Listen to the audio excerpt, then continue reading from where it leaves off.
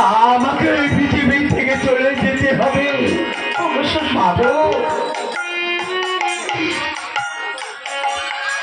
আমার কোনো ভালো কদলের গাছ লাগবে না শ্বশুর ঠাকুর। বেশ মা, আমার দুটো 50 কদলের গাছ হলেই হবে। না না না না, তুমি এই চম্পকনগরের পুত্রবধূ, তুমি কেন কাটবে 50 কদলীর গাছ? তবে আমার বাগানে যতগুলি ভালো ভালো কদলীর গাছ আছে তুমি তুমি বেঁধে নাও মা, তুমি বেঁধে নাও। আর ওই জয় জমানাকে দেখে কদলীর ভেড়া তুমি গেঁথে নিও মা। বেশ, আমি তাই করবো শ্বশুর ঠাকুর। বেশ, এবার তুমি ও জয় জমানাকে ডাকো।